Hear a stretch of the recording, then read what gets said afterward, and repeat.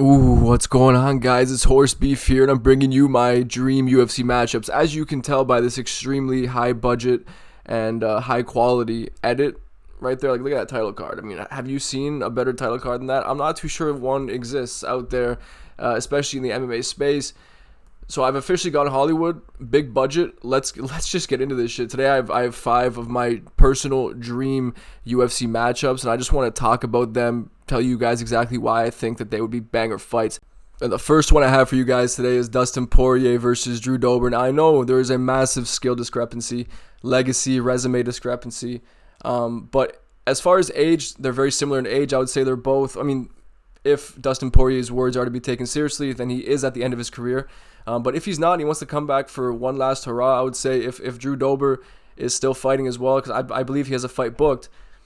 But I don't know. I just feel like this fight would make for guaranteed fireworks. And it's the kind of fight that, like even if Drew Dober has never reached the heights of Dustin Poirier, and he is a worse fighter, like on an objective level, it's the kind of fight that gives Drew Dober a chance no matter what, just based off the fact that it's a war and he thrives in that scenario, but so does Dustin Poirier. So ultimately, even though I would love to see this fight just for the sheer violence factor, I do think that eventually Dustin Poirier would find Drew Dober's chin. But as I said, man, from a stylistic perspective, you cannot count out Drew Dober in this one. So I don't know. I don't believe this fight will ever be made, but if Drew Dober can maybe win his next fight and then maybe, just maybe, Dustin Poirier versus Drew Dober to close out each individual's career would just be a beautiful way to go out, because it is guaranteed fireworks the way I see it. And the next matchup is one that I'm sure you were expecting, at least one half of this matchup, right? You were expecting a Peter Yan fight here, and I want to see him fight Deiveson Figueiredo. I feel like it's written in the stars. I know that Peter Yan is recovering from multiple injuries from his fighting at Song Yadong, but once recovered from those injuries, I do feel like stylistically this is a very, very fun matchup. We could see some very entertaining grappling exchanges between these two. They're both capable of some very high-level scrambles on the ground. And then it comes down to the striking. Deiveson would definitely have the power advantage over Peter, I feel. Like I could definitely see him like sniping Peter with a shot or two, or like breaking his guard with some shots and hurting him in earlier rounds. But then eventually I just see Peter Yan taking over and eventually steamrolling Deiveson Figueiredo and finishing him on the feet at some point, maybe drowning him on the ground after hurting him on the feet.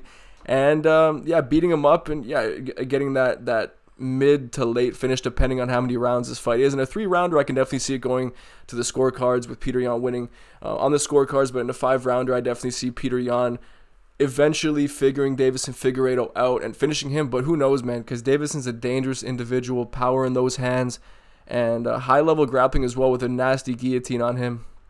So you know what? As I always say, you can never count out the other guy. But if this fight was to be made, I would confidently pick my boy Peter Yan in this one. But it would be a banger fight regardless. And then we get into another absolute banger matchup of Rafael Fiziev versus Ludovic Klein. Now, this isn't just based off Ludovic Klein's performance over Thiago Moises over the weekend. I've had my eyes on Ludovic Klein for quite a while now. I included him in my best strikers in the UFC tier list. I included him in my future champ tier list. So I've had my eyes on the dude. He's shown massive improvements, especially in his last few fights, and he seems to me like one of the best strikers at lightweight. Originally, I was actually gonna match him up with Islam Makhachev here, but I feel like that is definitely getting ahead of myself. I need to see him against an effective chain wrestler. But based off of his performance against Moises, he seems to have some of the best hips in the game, man. The way he's able to get those kicks up high and snappy and quick, just like Fiziev. They actually have very similar striking styles, except Ludovic Klein throws more shots down the middle, while Fiziev is more focused on hooks in the pocket. You know what I mean? While Ludovic does act like more of a sniper, but when he lets his combinations off, he's very similar to that of Rafael Fiziev. They both have incredible takedown defense and amazing hip dexterity in general. And this fight, it may end up being a chess match, right? This is the kind of fight that in the end could turn out to be too much of a chess match and end up boring fans or disappointing fans. But, if it ends up being one like Fiziev versus Brad Riddell, right, a similar type of fight, it would be more high level than that one. And I believe that it's either guy's fight. For me personally, as things stand with Fiziev coming off of an injury and Ludovic Klein being in great form, I could definitely see this fight being made and Ludovic Klein actually beating Fiziev. But honestly, with this one, such high-level strikers, it could really go either way. Yeah, I'm a big fan of both guys, but as of right now, I'd pick Ludovic Klein. Once again, might be getting ahead of myself because of his recent result, but I'm a big fan of the guy, and I see big things for this dude in the future. Look out for Ludovic Klein, and this fight would be amazing, man. And then we get into, I would say, a very underrated potential matchup in Pantoja versus Dvalishvili. Now, for me personally, I think that this fight would just be all gas, no breaks, high level, high octane action on the feet and on the ground, potentially with the grappling of both men canceling one another out and it just being a big sloppy slugfest on the feet. You know what I mean? Because both guys aren't the most polished strikers, but they are willing to brawl it out. So that's kind of why I put this fight together. Just I'm imagining, first of all, the high level scrambles on the ground, but also the wild striking exchanges, because both guys are extremely tough, have crazy conditioning. Even though Pantoja always looks gassed, I think that's just based off the pace that he fights at. Like, he keeps up that same pace throughout the whole fight, but then eventually he does start to show some fatigue, which is why I would honestly pick Merab Dvalishvili to win this one, because despite Pantoja being gassed at times or looking gassed, he seems to just gain a second wind all the time whenever it matters. But Merab never needs that second win. He's literally on the same gear for an entire fight. So let's say Merab was to go down to flyweight. I think there was actually talk about that at some point. So this fight actually, in theory, could have happened, right? But down the line, maybe Pantoja wants to go up to bantamweight, and at that point, Merab is bantamweight champ. Maybe he beats Sean O'Malley, and Pantoja, fancies double champ status. Maybe this fight does come together. I can see it happening. If it does, I actually think it would be a very, very high-level clash of two similar type of styles, like just forward-moving marauders, right, with incredible toughness, will, and conditioning. Ultimately, sloppy strikers, but I think that would honestly make this fight even more fun than it would be otherwise. I think this fight would boost the fan base of both men, in my opinion. I think this would be an awesome fight. And then we get into the final matchup of today's video, and that is going to be Manel Kape versus Steve Erceg. These are my two personal favorite flyweights. I would say Pantoja is a close third between these two guys, but I'm a huge fan of both of them.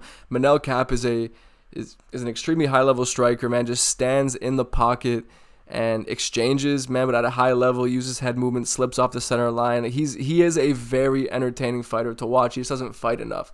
But this is the perfect fight, I think, for both guys. Stylistically, it would make for some incredible exchanges, man. Steve Erceg with probably more polished boxing, and overall, man, it's really up in the air of who's the better striker. I don't know if we'd really get too much grappling, maybe just because it's flyweight, and both guys are naturally very well-rounded because they're flyweights, right? You can't get by unless you're well-rounded as a flyweight.